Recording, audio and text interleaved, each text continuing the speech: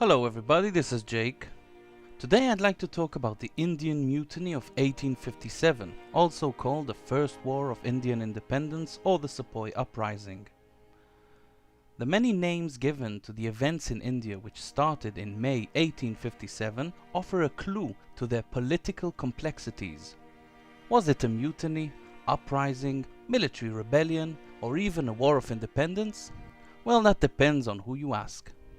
At the base of this fascinating story, we have a large number of native military units serving the East India Company's British rule in India, which had lit up in revolt against the British soldiers, civilians, institutions, and rule of India.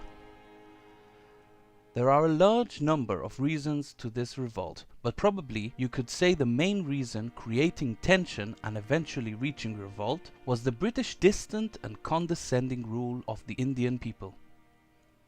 The elements which rose in revolt are also important to note.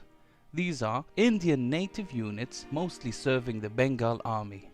The British rule relied on native Indian regiments as the main part of the army in India, which at the time of the mutiny had some 300,000 sepoys or native troops as opposed to only 50,000 British troops or Queen's troops.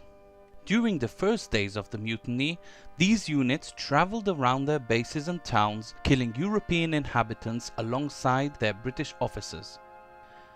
These native military units were soon joined by political figures that had their own reasons to see the British go.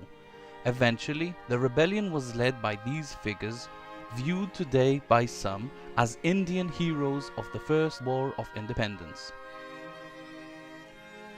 Only a small number of local civilians had joined the mutiny, mostly coming from the areas controlled by the mutineers. So, we see the mutiny was mostly contained to the north of India and mostly conducted by former British serving native military units, aided by a number of prominent political figures and a handful of local civilians. The major fighting areas were in large cities along the Ganges Valley, such as Delhi, which was the former seat of Mughal rule in India, Kanpur, and especially Lucknow, the former capital of Awadh, claimed by the British a few months before the outbreak of mutiny. Instead of describing the course of the mutiny in details, I will offer here a general frame of the events for the sake of general understanding.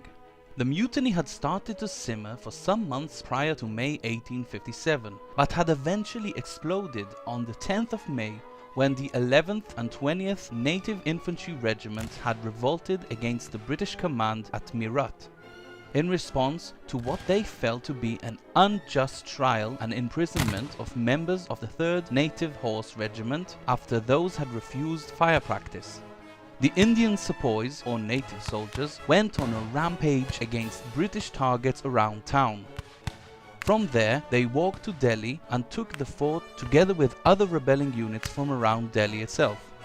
At this time, all around northern India, similar revolts took place, most of them being contained by local British and Indian loyal units. In other places, massacres occurred and local British government was overthrown. In Delhi, the mutineers eventually mounted a force of some 42,000 soldiers and crowned the heir to the Mughal throne, the 76-year-old Bahadur Shah II, so to be politically united.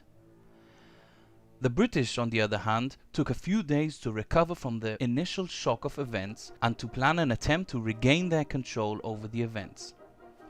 On the 8th of June, some 600 cavalry soldiers and 2,300 British and loyal native soldiers arrived at the walls of Delhi under the command of Major General Henry Bernard, later replaced by Archdale Wilson, and commenced a siege of the city. Delhi eventually fell in mid-September, only after sufficient reinforcements had arrived, bringing the total number of British and loyal Indian troops to some 12,000 soldiers. At the time, in Kanpur, around 800 British civilians and soldiers had been massacred by the 25th of June after holding off the mutineers for 3 weeks and being promised safe travel outside the city. This act of brutality had created a deep anger within the British fighting the mutineers and the British public back home, bringing increased brutality against any person suspected of being a mutineer. In Lucknow, the British had barricaded themselves in the Residency building and managed to hold on against waves of attacks, only to be relieved after a number of failed attempts on the 23rd of November. By the end of 1857, all major areas of conflict were cleared, with large forces of mutineers defeated. However, at this time, a large army of mutineers under command of a number of prominent figures such as Tatya Tope and Nana Sahib had moved further south, taking Jhansi and Gwalior. During the first months of 1858, a British force was assembled under the command of Hugh Ross, which swept around central India, fighting rebel forces and strongholds. By June 1858, the mutiny was all but over, with only a few areas of trouble remaining. Also, a number of mutineers had fled and crossed into Nepal, but they were eventually handed back to British authorities. Now that we have some understanding as to the general events of the dramatic mutiny, let's try and understand what this rebellion changed and what did it cause. The British were shocked by the swift flames of the mutiny. They were ill prepared to face it and took very long to extinguish it. Most of the forces that were meant to deal with such events were native Indian regiments and thus were either in mutiny or couldn't be trusted to fight. It took time to assemble a strong, loyal military force to venture around northern India and fight the rebels. As for the military capabilities of the army in India, there was much need for reforms and alterations, a need that had become all too clear during the mutiny. The army invested in a number of changes to structure the military training, which turned the British Army into a professional body that was to fight in every corner of the empire in the following decades. As for Indian native troops, many regiments were disbanded, others were renumbered, and there became a strong emphasis on recruiting soldiers from areas which had remained loyal throughout the rebellion, such as from the Sikhs and the Gurkhas. Perhaps the biggest change brought on by the mutiny was a dissolving of the East India Trading Company, which had ruled India, treating her as an economical trading base and neglecting the subtle business of social rule. The rule of India through a trading company was viewed as one of the strongest causes for the mutiny, and following the end of fighting, the British government and Queen took on the role of direct rule. This had introduced better planning and development and a more sensitive administrative governing of the subcontinent. It is evident that the following 90 years had been relatively uneventful as to social unrest, and it had seemed, at least at the time, that native and ruler could thrive side by side. Many may not agree with this, but it's hard to define this mutiny as a war of independence. By this view, the second and more successful War of Independence was a peaceful struggle headed by figures such as Mahatma Gandhi, resulting in Indian partition and independence from the British. It is my view, along with other historians, that a mutiny was much less united and organized and had no real intention of gaining independence.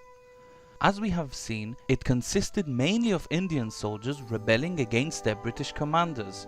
These were eventually led by political figures who blamed the British for losing their political power. So it is easy to see why it's hard to define the mutiny as part of the Indian independence movement. This has been a very short introductory video about the Indian Rebellion of 1857. If you would like to know and learn more, follow the link in the description. If, for some reason, you've enjoyed this brief course, please subscribe to my channel for more little chunks of history. This is Jake. Until next time, have a good one.